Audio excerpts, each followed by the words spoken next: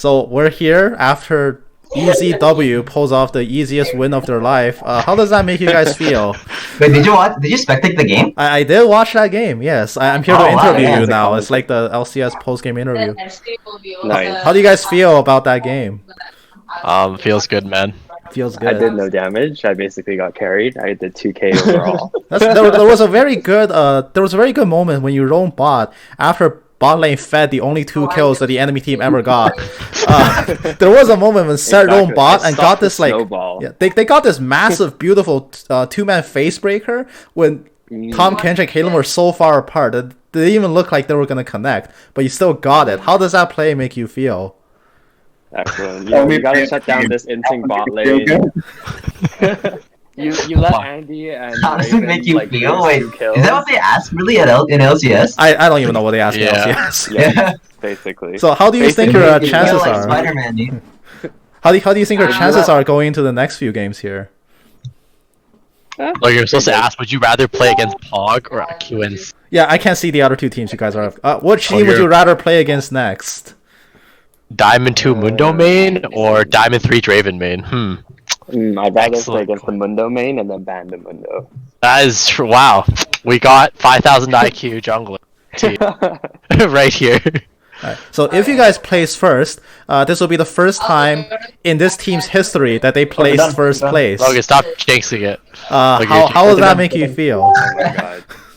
Yeah, we can't think that far right now. The mentality is right now not get too hypey. We gotta stay, can't Composed. start inting into them.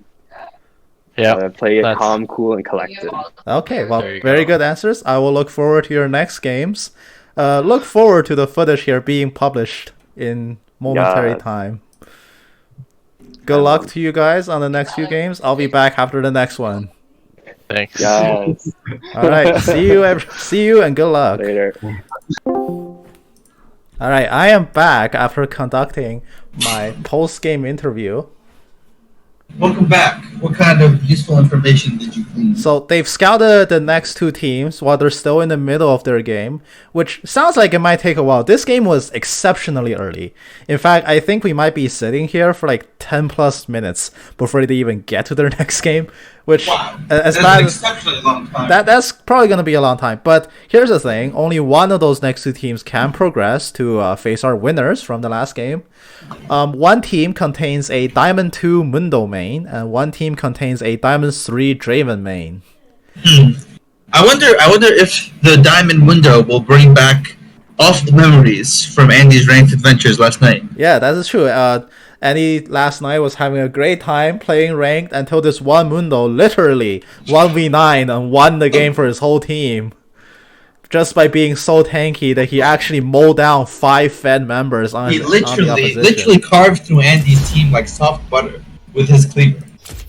That is true. It was a genuine 1v9 performance from a tank. There was some very small contribution by the Yumi that was permanently stuck to the window. I think in fact we said something like the Yumi was actually playing Minecraft for the last half of the game. She just sat there to give him some more AD. But that aside, their plan is to hope for that Mundo players team wins and they just ban out the Mundo.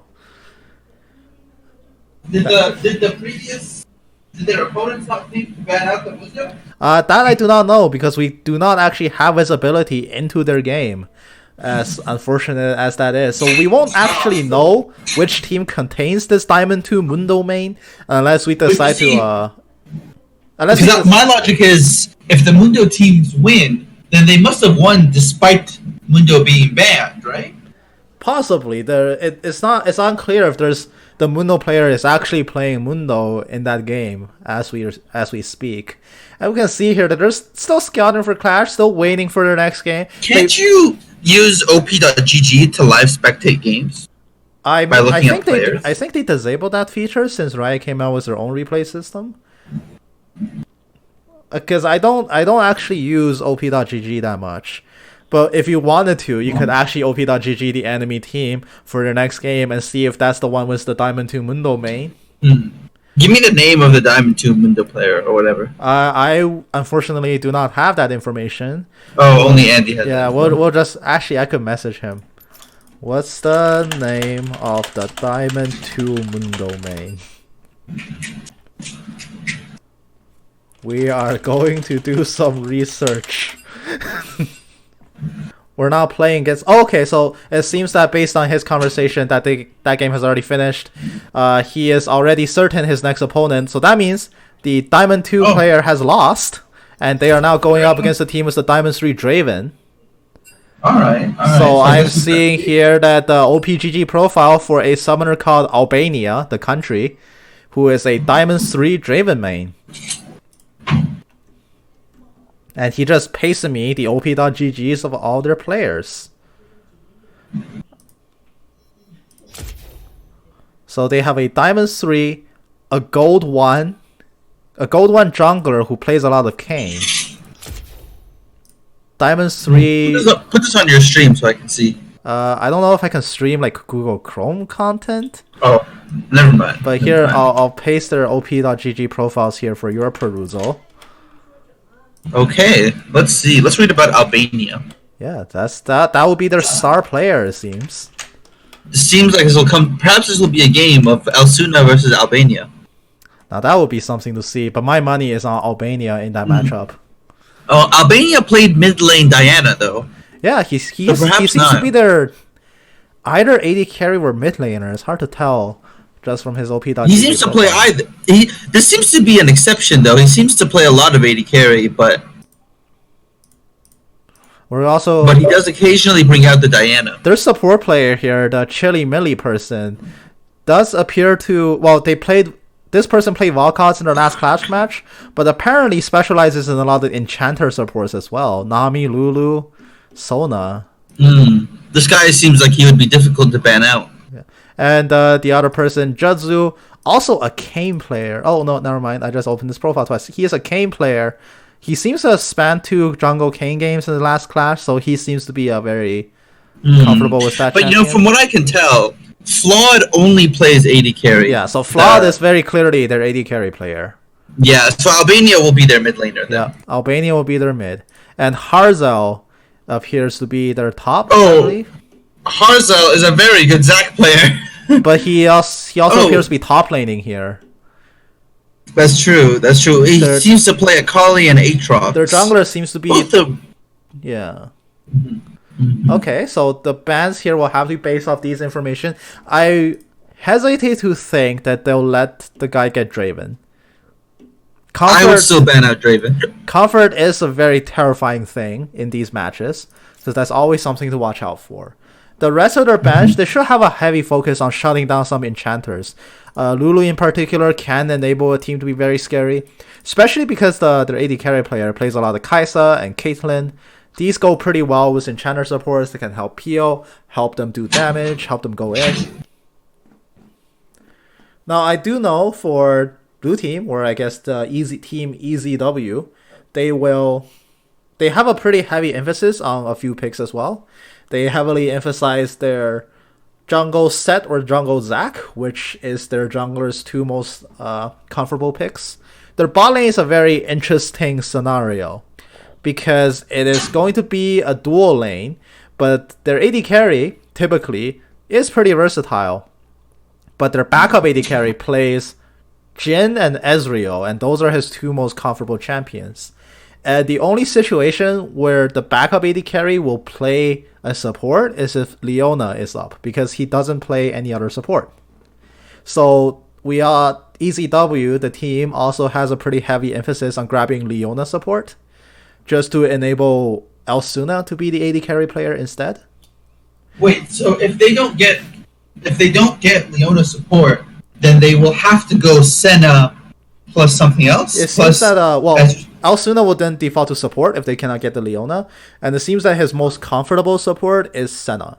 And it's a very interesting scenario because first rotation, you never ban 2 supports. That just seems really bad. So they always at least let Leona or Senna through, from which point it will be first rotation. The other priority here, so that's why their first rotation often picks their support and jungler role, because those are actually their narrowest pools and it's the easiest for the enemy to pinch. And the more they play for Clash, the more of a history they establish, the more this pattern becomes apparent. The junglers champion pool includes Zac, Set, and Nunu. And these are always very high priority picks. I can't help but wonder whether their limited champion pools are holding them back. But their mid and top are typically pretty versatile with some of their own pools, and it helps that they also specialize in champions that are decently threatening but never high on the ban list. Alawi is definitely a huge pocket pick that they can always bust out. Mordekaiser is a very comfort pick as well. Mid lane also specializes in two champions that you probably wouldn't ever ban. Galio and Maokai. Tank mid specialization. But they will be scouting for Clash, so they will be joining Champ Select soon, and after Champ Select they'll actually get into the game. And the pre-game talk is stretching out a little bit here, just because their last game ended so quickly. And we can go back a bit to talk about their last game. Once again, just a crushing victory. It's actually probably the most one-sided stomp that this team has ever seen. It's pretty much over as soon as it started here. I wonder whether that stomp will either truly put them in a good mood for this game. Perhaps it'll make them overconfident. Perhaps it'll hurt them going into the next game. They did go on record in the post-game interview and state that they can't afford to get overconfident here.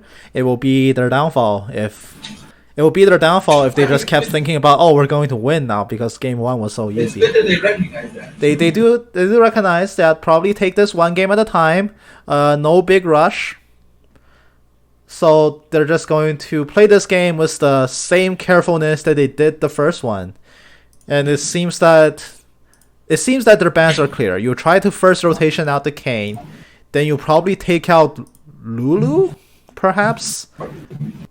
And you will try to pinch their top laner pool as well, which is either Akali or Aatrox. And my money is that they'll probably take out the Aatrox. Zac might not be in consideration here, because I think they should recognize that their jungler player isn't the Zac player. Unless they do like a last minute switch up, which does seem unlikely. It seems that their jungler player here doesn't really specialize in a top laner's role. In fact, this prior to being recruited for Clash, the jungler player here for the opposition team spammed a ton of ARAM games, which means that they are a true casual. Or perhaps Logan, he's trying to hide his real match history. Well, perhaps he's so dedicated to Clash, he's playing all these ARAMs so that no one knows what he truly plays. Well, we can take a look at his rank stats here then. Kayn, Hecarim, Set, Echo, Kha'Zix, Rek'Sai, Amumu, all junglers.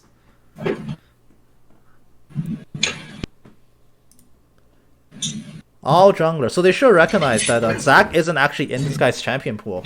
So despite Zac being a pretty prominent pick there, it's not worth a ban. In fact, it might be worth first picking for blue team, because they do want Zac. Zac is a really good jungler for especially in the Clash setting. Just the amount of disruption that he can lay down. He can switch from engage to PO at a moment's notice. He can interrupt things in the backline. He just causes a lot of havoc, and he's extremely hard to kill. And because this is Clash, you're going to be guaranteed to see 4 teleports per game, 2 on each team. So they definitely can just send the Zac in and go in and reinforce him afterwards.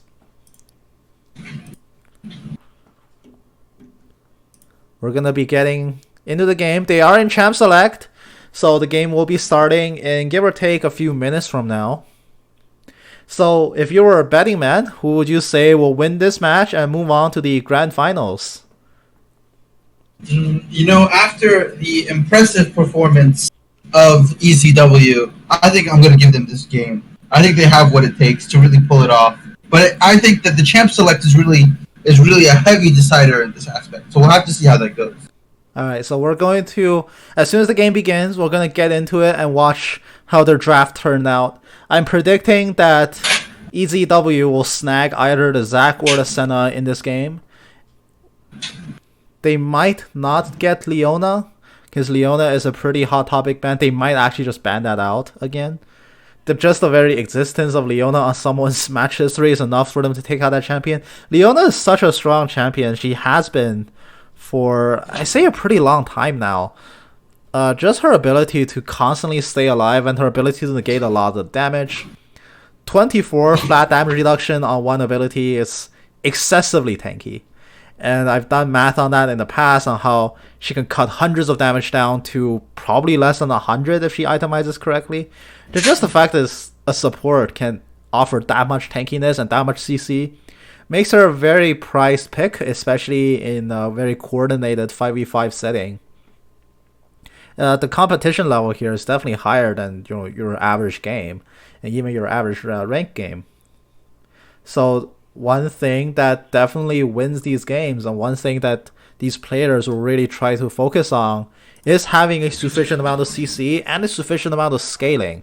Because when these games are being played, it's very easy for a team to coordinate to stall advantages or stall disadvantages or just press advantages. And traditionally, EZW doesn't really play the fastest league ever. They play a very slow, steady, and controlled style. So enough scaling and mid-game team fighting power has always been their forte.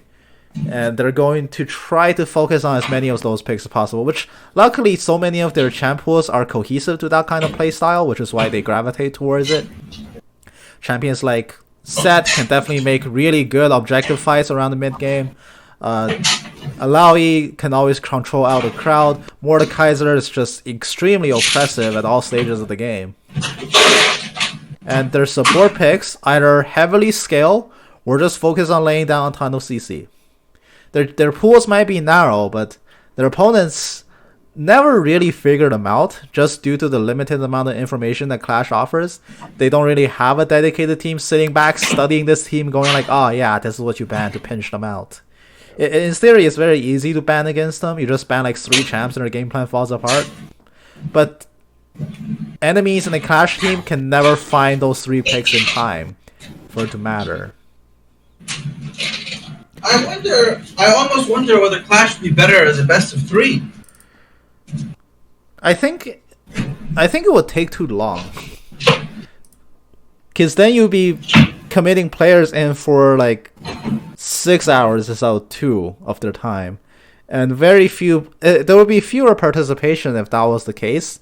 If the format was dragged out any longer, you have a lot less participants. It's one thing to say, hey, you got like 2 hours free to play in the 3 games of Clash. But it's another to be like, hey, 6 hours, dedicate yourself. We're gonna actually like imitate the championship circuit, championship stages. What if Clash was spread out across several weekends with a best of 3 or 2 best of 3s each weekend?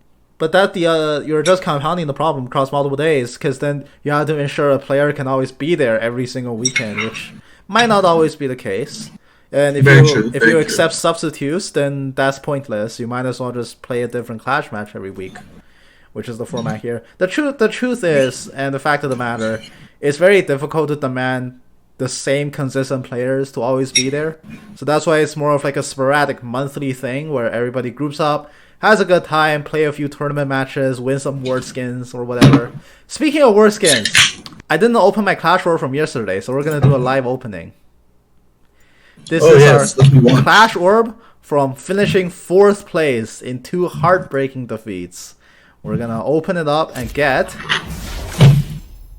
Wait, show me, Logan. You didn't stream it. Oh, right. My stream is not on because I left the call. There we go.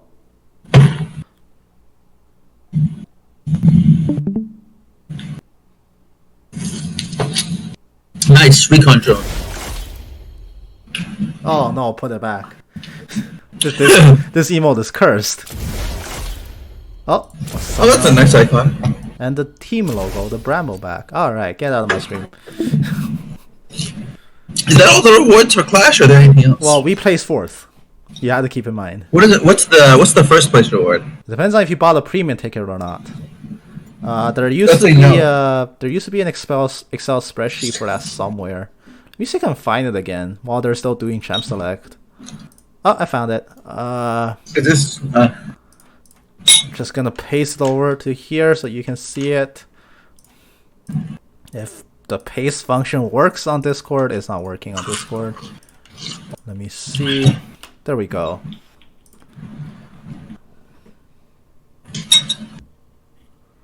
Hmm.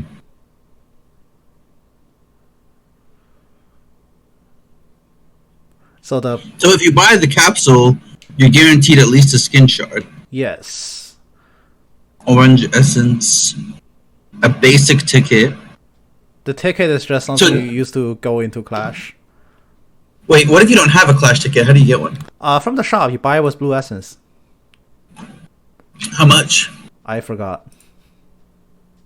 So as long as you don't get last, you're guaranteed a 975 as well, right? Or is that, or are those okay? So these are additive bonuses, right? Yes. Wait, what do you mean additive? Like define additive in this context. Like if you get first place, you get the 750, the 975, and the 1350, right? And the 1820. You get everything listed on that roll. Oh, okay. Oh, that's a lot if you get first place, actually. Yeah, but that's only if you buy the premium ticket, which does cost about $10. Oh, that's true. Because if you get the basic orb, really, it's only worth it if you're first or second. Yeah. Place. All right, so they are going to go into their next game. We're gonna see their team comps here. We're gonna jump right into it. 2 minutes away from the game starting. The pre-game talk has dragged on for a little bit too long, but that's okay. We are in it. Interestingly enough, a Hecarim jungle. I didn't think that was in the jungler's pool because I've never actually seen him pull it out. But we'll see if it's gonna be effective this game. Once again, they're running with the Ezreal Senna. It seems like that's indicative of Leona being banned. So as expected, they just can't stomach Leona going through the first ban rotation because it's such a high priority all the time. So they're going to take out the Leona, grab Senna support, and have Ezreal ADC. On red team, we do have Nautilus to match the Senna, which is a pretty decent pick into the Senna. You can always hook her out of her shroud, and you're tanky enough to withstand Senna's poke. Caitlyn's gonna be the target that red team is protecting here, and Ornn mid, Vladimir top. Or it could be the other way around. This could be a flex. The Kha'Zix is the jungler of choice because I'm assuming the Kayn was banned out. So I'm going to guess that their bans were Lulu, Kayn, Leona, and Draven, and one other.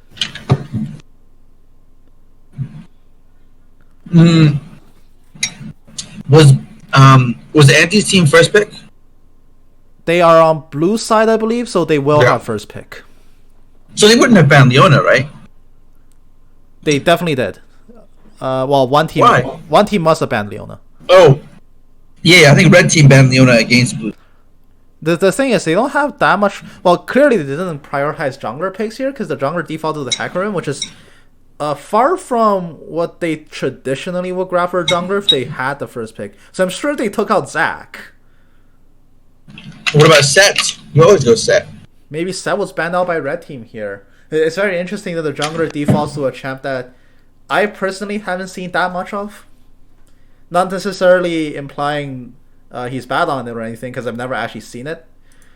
It's just very strange how they settled on that jungler pick in particular. But regardless, the game has started. Spectre delayed, 0 seconds remaining. We're going to get right into it. Game 2 of the March Clash tournament begins as soon as the loading screen finishes. Once again, this is the upper bracket semifinals.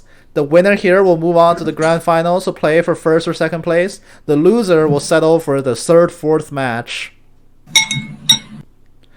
We're going to have Senna support, Ezreal AD carry, Galio mid, Hecarim jungle, top lane Mordekaiser against Nautilus support, Caitlyn ADC, Ornn mid, Kha'Zix jungle, and Vladimir top. Let's get started. Make sure that your spectate matches mine as well.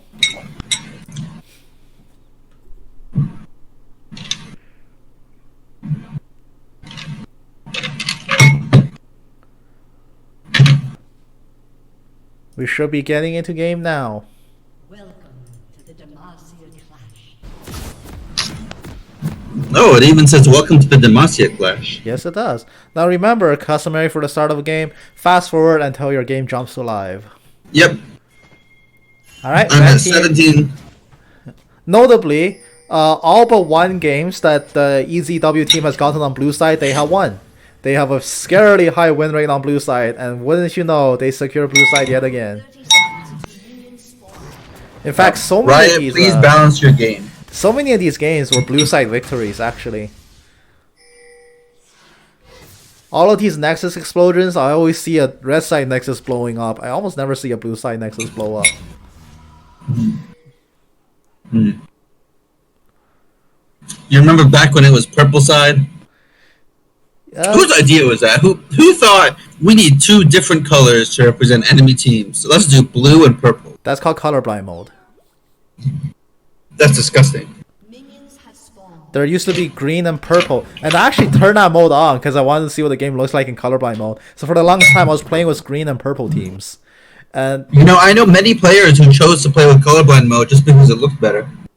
better is debatable, but everything just looks different, and it's a refreshing change of pace, let's say. Interestingly here, blue team going to opt to start for blue buff. So this is a very particular route. Their goal here is very clear. They're going to grab blue buff very early and then use it to gank bot. There's always a pretty heavy bot priority from this team. So And Andy, you know, Blue Star really likes to do this cheese strategy of sitting in the brush. they only So do I this wonder if that's a good idea. they do this when they know that they are strong enough to win the 1v1 and, well, 2v2 rather.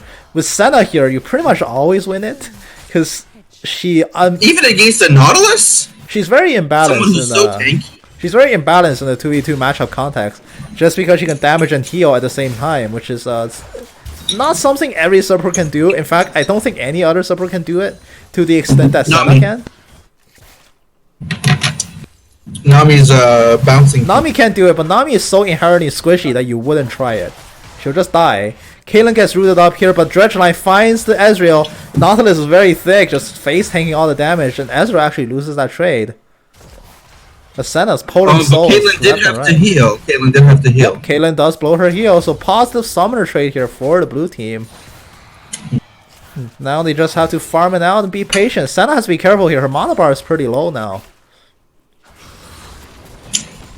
Now once again, it's like the history repeats from last game. We're gonna have a Galio versus Vladimir. A very boring lane, unfortunately. It is boring, but from a Galio's perspective, you can't afford boring. Boring means he scales up. You have to try to do whatever it takes to at least delay that power spike. Because Vladimir is always a champion where if you're laning against him and you don't have consistent kill pressure on him, you're very much playing to essentially delay the inevitable. Because he will reach a point in the game where he gets so incredibly strong that you just can't stand up to him. The last game, this didn't happen because the game was so stompy that the inevitable was delayed by like 2 hours. So the moment for Vladimir to shine never really came. But that's always a game by game basis. You're not always gonna have 3 people feeding everything. Galio does get his flash forced out here by the Kazakhs.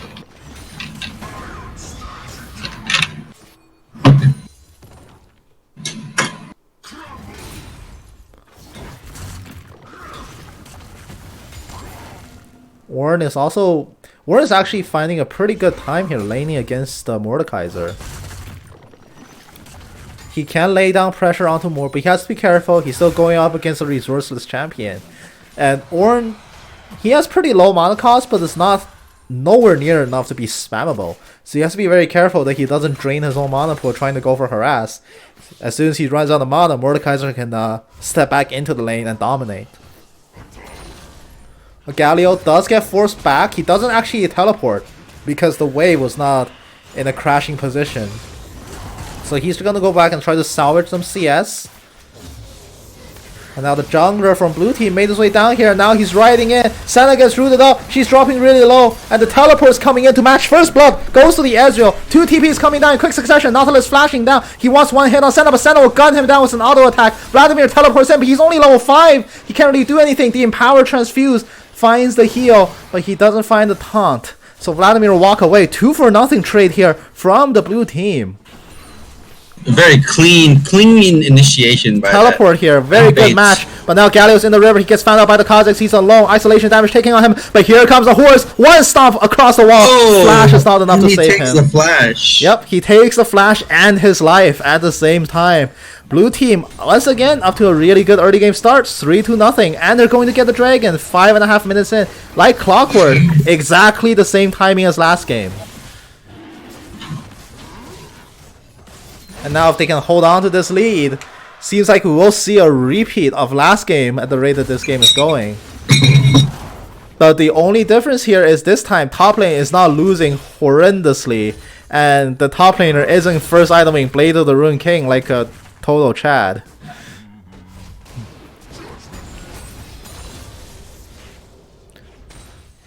The real backbreaking part here is also Vlad's gonna lose about 1.5 waves of CS to the tower. Oh, he does make it back in time. Galio makes it out with a play like a bandit. Vladimir Tides of Blood, killing out that wave, but it's actually a really bad decision. He shouldn't have done that. If he didn't use that Tides of Blood, he could have killed every caster minion, and now he has to kill about half of it. Just because Tides of Blood puts every caster minion into one-shot range for the tower. You really want to keep casters at full health if you're farming under tower. He does clean up a few CS. He's at 46 CS now. Galio's 38, but Senna gets cut out by the Dredge Line, instantly killed out here by the Caitlyn. There's a huge wave here built up for red team. Can they do it? Mordekaiser walks his way down, or at least teleports down rather. The teleport is being matched by the orb, but the Death Romp kidnaps away the Nautilus. Nautilus will burn down, and Caitlyn about half health. There's a huge Mordekaiser on her. The Ram from Orn sends it out, stunning down the Mordekaiser for a while. Mordekaiser extending in. He gets the double kill on the bot lane. Galio's charging in as well. The shield is raised for the Mordekaiser. The Vladimir has arrived. He does have the Hemo Plague. He drops it down, but there's no damage. Triple kill here for the Mordekaiser. 2 more members from red team making their way down. They're going to try to get this kill, but they're not going to get it. They have to back off. It is worded here Galio will escape. The only casualty here is Senna, and they take a... Was it a 3-0? Yeah, because Mordekaiser triple. A 3-1 after Senna dies. Excellent map movements here. Now Vladimir might get caught out. He has to pull away, dodging away the Ezreal W. He's fine. But once again, look at top lane. Hecarim builds up such a huge wave in his absence, and Ornn is going to lose so many minions to this tower. This map rotation, these map plays consistently putting red team behind CS-wise. Ornn does make his way back, and there's so many minions here. He's going to ignore the minions, flash charging into the tower. He gets hit. The horse gets killed off by the Ornn. Excellent pick there, spotting out that Hecarim was hugging a wall a little bit too much. 6-2 now is the kill lead. Once again, blue team off to a really good start, all things considered. 2 plays to 0 now in mid lane as well.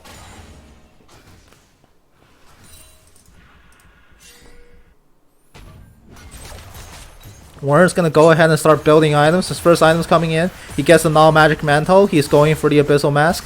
Meanwhile, red team gets their first plate onto blue team's tower on bottom lane. But they're the only team so far, they're the only lane so far rather, that has taken the plate away from blue team.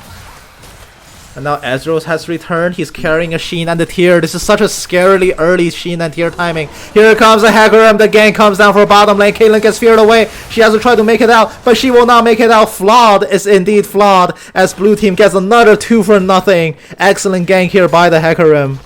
Now 9 minutes in, Herald has spawned for a solid minute now. Who will get this? This is the next objective that they really have to start looking at. Ornn's gonna build himself a Negatron cloak. No, he actually completes the Merctress here. A very critical item against the Mordekaiser, who's still sitting on brown boots. But he's also very close to finishing his Proto Belt.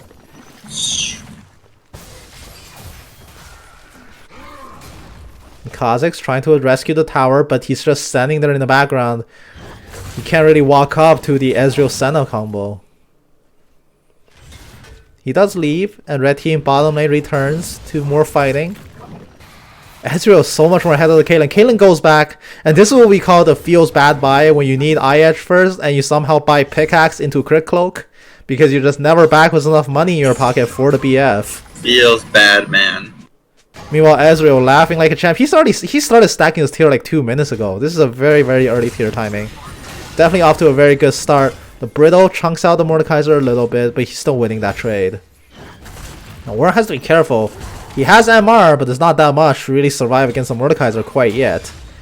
Mordekaiser definitely still in the position to slap him around a little bit. Red team going to clear out the vision on blue team's Dragon Pit. Critically, Dragon will spawn in a few seconds from now. Red team does have the position here. Hecarim's alone roaming down there. Mordekaiser pulls Ornn in for another fight. Death Realm kidnaps him. One more kill will do it. Will the Warhorn come in time? No, it will not. Solo kill for the Mordekaiser. Dragon has spawned as well. The horse and the Galio moves down to the river. They secure it, but they're fighting against a Scuttlebird, so they can't really start the dragon. Nautilus up front, Dredgeline ready. It's going to find the Senna. Senna gets rooted up. Isolation damage is supreme. Senna buries up and tries to leave. Mordekaiser, not Mordekaiser, Vladimir comes down. Hemoplague takes the Senna kill. That's going to be the first casualty of the fight. This is a 4v2 so far. Blue team is not in place yet. Ezreal is in place. Snipe takes out a few health bars out of the Hecarim, but he's just fine.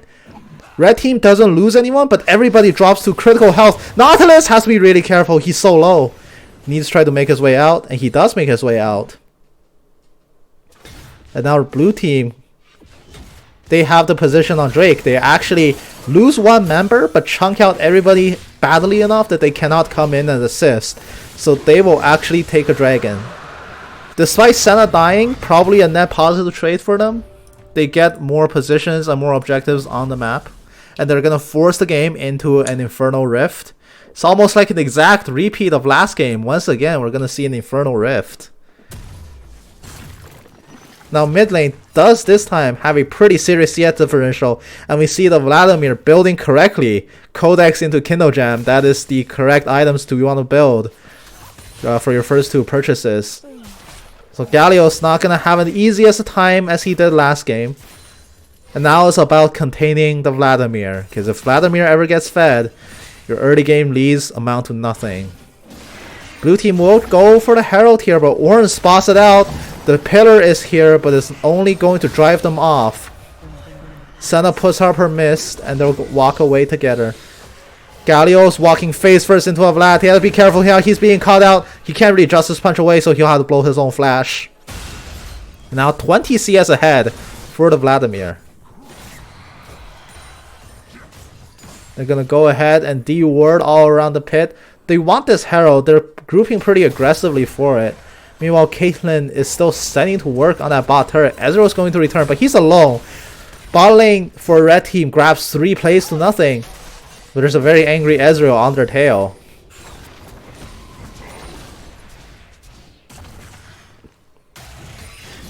Mordekaiser trading once again for the Ornn. It's a very aggressive trade. Very early death realm, kidnapping the Ornn, and now Ornn has to hit the ram. He does hit the ram, but he's still burning down to the more passive. Moore has to try to get out. Kha'Zix is here to help. He's gonna try to turn for it. That's such a huge amount of burst coming down on the Kha'Zix. Kha'Zix will shout away. The Proto Belt actually grabs that kill from the Rockets. Mordekaiser takes his 5th kill. True Shot Barrage top lane as well. It might hit the Ornn, but the angle is not quite correct. So Ornn will still channel his recall. He's going to get out of there. Mordekaiser doesn't catch him in time. But still, the jungler coming in to help, but it gets made out as a martyr and killed off. 10-3 now are the kill leads. But now they had to look mid because the Vladimir is going a little bit unchecked at this time. He is leading the game in CS. He's hit level 10. The celerity has kicked in. Not celerity, transcendence has kicked in. I keep confusing those two. And he's only gonna get scarier from this point onwards. If a Vladimir is unchecked, it's trouble. And they don't have that much solid lockdown for Vladimir. They have engage and pick onto him, but they have to execute it really well to actually land it on him. Sanguine Pool is a pretty good ability. I mean, if all else fails, the Mordekaiser will just death roll him while blue team cleans up their everything else. The big problem is if he lands Hemoplague, his job is pretty much done if his team is not horribly behind. Justice Punch comes in. He does have the pool, but he gets taunted up. And now they're being chased after. Beautiful spirit timing! Rooting him up. Senna ultimate finds it. Senna kills out to Vladimir. And now Kha'Zix is so low. He has to try to get out. One more Q from Senna will finish it. She's taking so many tower shots. 2 tower shots here. They will not kill her off, but they'll drop her to critical health. Ornn is coming in here for the assist. And now 2 people have to try to make their way out. They're so low. The Ram can kill them both. Being very careful here. They don't actually get hit. And Ornn uses his TP mid. He gets nothing out of it. He defends his tower from a push, but that's about it. Mordekaiser goes unchecked top lane, and he's actually gotten first turret of the game. Ezreal 2 levels on top of the Nautilus. Very positive trade so far.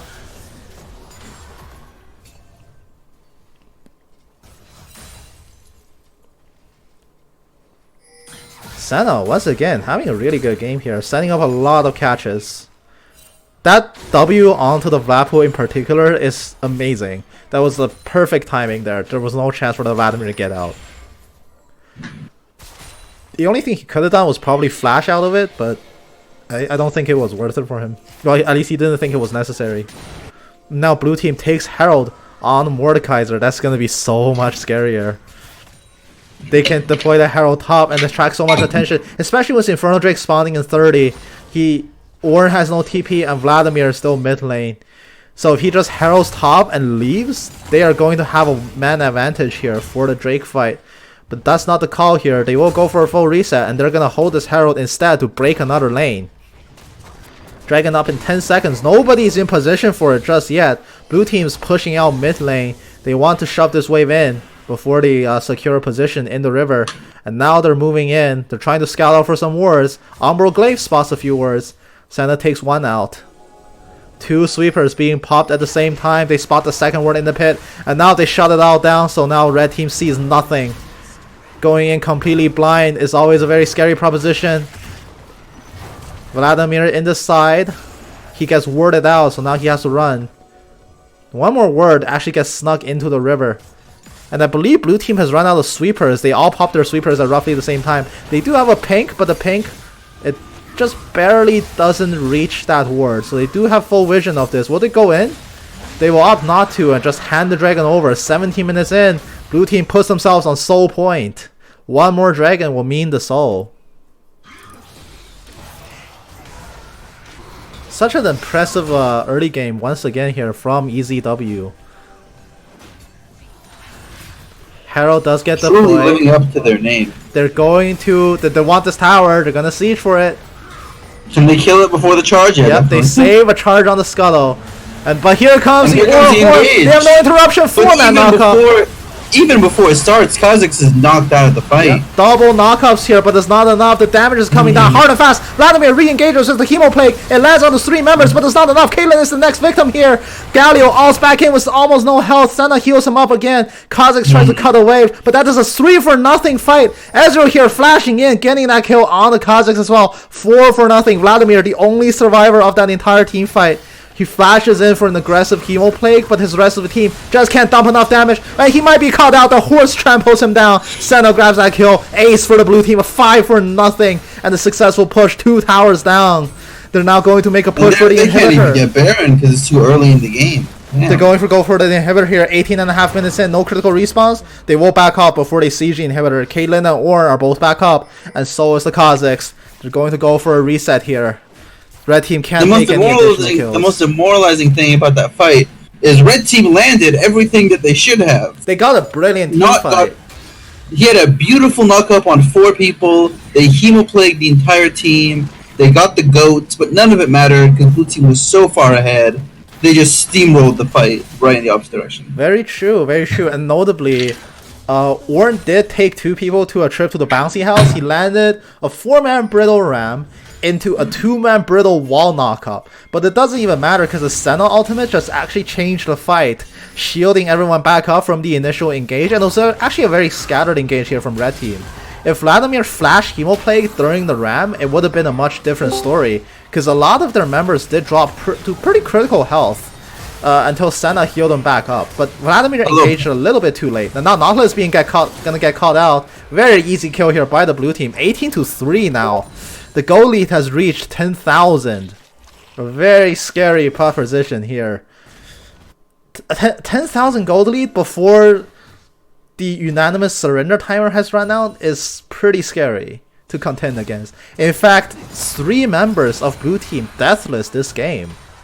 And it's the 3 core members. Top lane, mid lane, and jungler. Not jungler, AD carry. Even the jungler that one death was not because he was caught or anything, it was because he made a positive play off it. So once again, they're winning decisively here, and red team finding themselves on the back foot. Now those champions particularly have amazing ways to come back. In fact, we're approaching the phase of the game where Caitlyn just becomes really weak until she gets some more items online. Kha'Zix, when he falls behind, may as well not exist. Warren can't really set anything up because the rest of the team doesn't pack damage, and neither can Nautilus. And Vladimir is still trying to scurry for some additional items. So not all of red team is just so weak compared to blue team, and they can just give blue team free reign of the map. In fact, it's 20 minutes in, and their positioning for a Baron is very aggressive. Senna might get caught out here. There's isolation damage. Ignite goes down onto her. She pops the barrier and flash to get out. She'll be just fine, but she blew all of her summoners to do so. Almost getting caught out there. Might have been disastrous. That's one catch you do not want to happen, but oh my god, without a W, Kha'Zix almost dies. True Barrage following up. Kha'Zix dies! There's just no way for them to escape. The Hecarim running down. They find that they smell blood in the water, and they will pounce for the kill. Caitlyn is going to be the next victim here. Vladimir tries to turn it onto the back line, but he's not strong enough. The Empower Transfuse not there to help him out. Mordekaiser wasn't even there, and he's slapping the Aura in the side lane. 4 for nothing, and they're going to ride it down. No, they won't. There's a surrender from from red team, I mean. 21.5 minutes in, the game's over before it started, and EZW moves on to the grand finals. I feel like I just watched the same game twice. Yeah, well, this is very much just the first game over again, but they had a slightly better chance than their previous opponent, but definitely not even close to being enough. So after that crushing victory, they are going to go ahead and move on to the grand finals.